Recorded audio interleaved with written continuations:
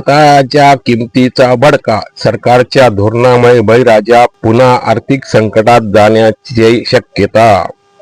सध्या खताच्या किमतीत प्रचंड वाढ झाली असून ग्रामीण भागातील शेतकरी आर्थिक अडचणीत सापडला आहे. 2 वर्षापूर्वी 1100 रुपयांना मिळणारी खताची गोणी आता चक्क 2000 पर्यंत पोहोचली आहे. ऐन खरीप हंगामाच्या तोंडावर झालेल्या दरवाढीमुळे शेती करणे आता सामान्याच्या आवाक्याबाहेर जाऊ लागले आहे.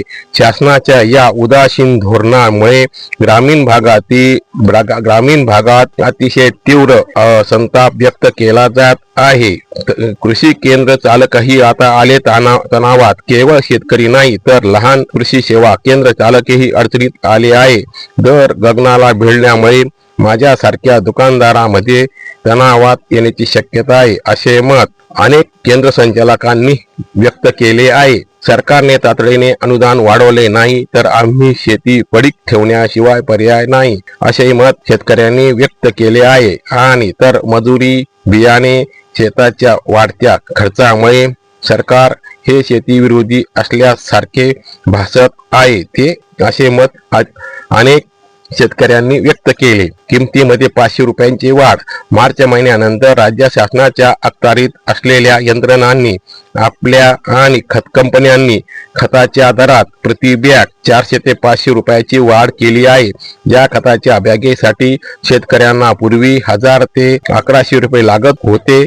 या बॅगसाठी आता 1800 ते 2100 रुपये मोजावे लागणार आहे. आणि या दरवाढीमुळे शेतकऱ्यांचे कंबरडे मोडले आहे. आणि यासह अनेक शेतकऱ्यांनी आपली मतं व्यक्त केली. आणि खताच्या तुलनेत आता ज्याप्रमाणे खताचे जुना दर आणि नवा दर 20-20-20-0-13 जुना दर 1450 रुपये, नवीन दर 1800 रुपये, 10-26-26 जुना दर 1950, नवीन दर 2250, 24-24-00 जुना दर 2000, नवीन दर 2200 रुपये, 19-19-19 जुना दर 2075, नवीन दर 2300 रुपये. पोटॅश जुना दर 1850, नवीन दर 1975 असे दर वाढलेले आहे. तेव्हा शेतकऱ्यांचा अतिशय तीव्र संताप व्यक्त होत आहेत.